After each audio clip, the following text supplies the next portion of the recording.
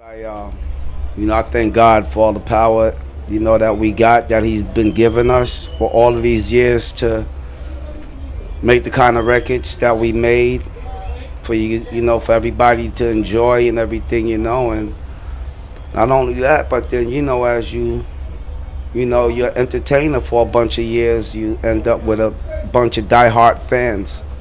You know what I'm saying? So I say it's the fans, the diehards, that's really keeping our music alive and giving it that staying power. Yeah. What you said about the power of the smartphone, the power of the internet as well. You find it like more and more younger generations coming along. How young you want to go? I don't know. How young have you seen?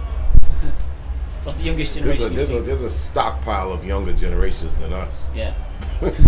Different phase. I mean, if you're in your 40s, that's a younger generation than us. I mean, they're kids. So there you go.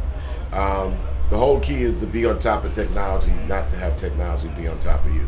So you got to kind of make sure. See, now it's very tricky because if you're not on top of these things, they could end up, enveloping and consuming you. So you just got to be up with it and use them for what it's worth, and make sure that they don't overtake your whole human being. Yeah. You got to be able to be in your human side.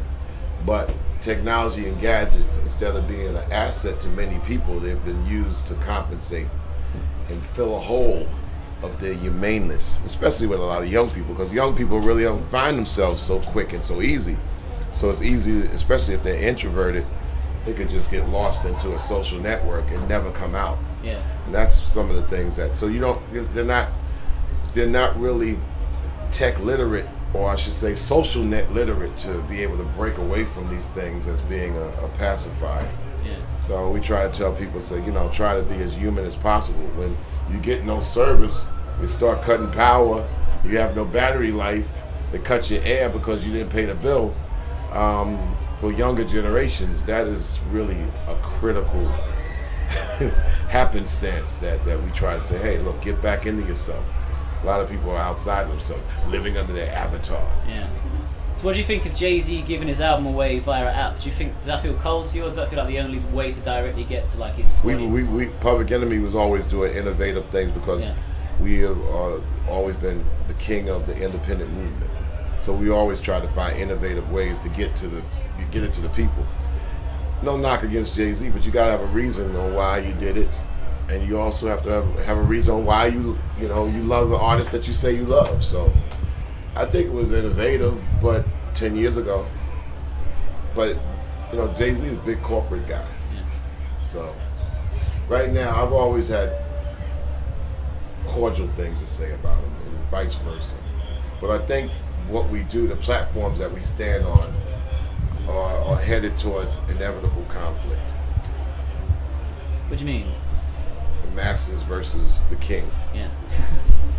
The masses of people, I mean, if you study your history, the masses of the people all should share everything. And when there's somebody sitting in a castle with a moat around them, making decisions, eating all the food, that brings on what they call revolt. And there's so many artists out there who have not, that we fight for. So we've had cordial things to say, but when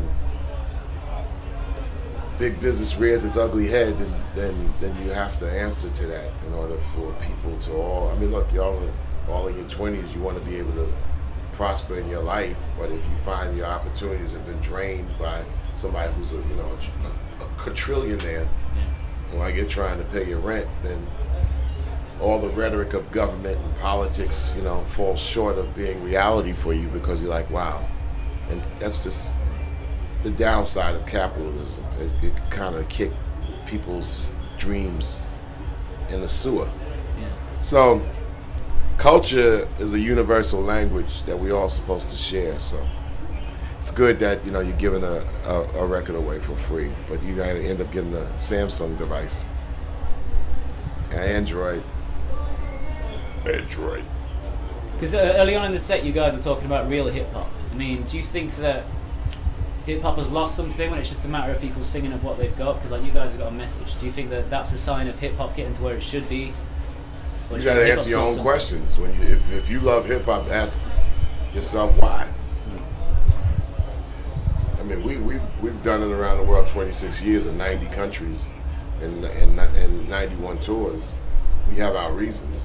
We think that it should be along the lines of Bob Marley, it should be along the lines of Bob Dylan, and also should be along the lines of Bobby Womack and just make you pop and groove. We should be able to cover all aspects. But when it's just about I got money and you don't have money and you follow it because, you know, and that's just taking advantage of the naivety of young people. You're supposed to, if you're an older person, you're supposed to give younger people all the goods, even in entertainment, that they can enjoy themselves. Not saying, oh, woe is me, I feel bad because I'm not rich, but my favorite rock star is rich, and I'm not shit. We gotta work better at that. I think the element of hip hop left when music started, when rap music started being created on a slow tempo, and it's just stayed there for years. You know what I'm saying?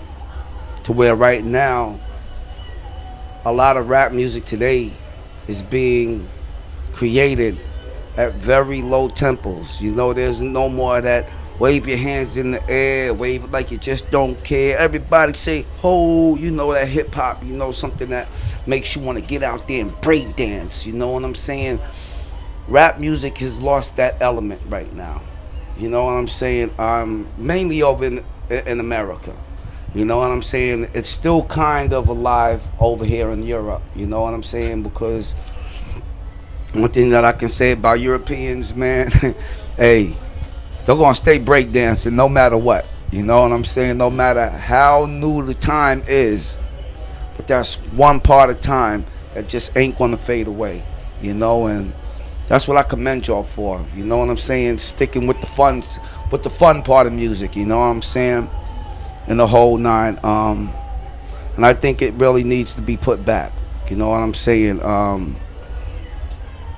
This record that I did for our album called 31 Flavors, that's real hip hop.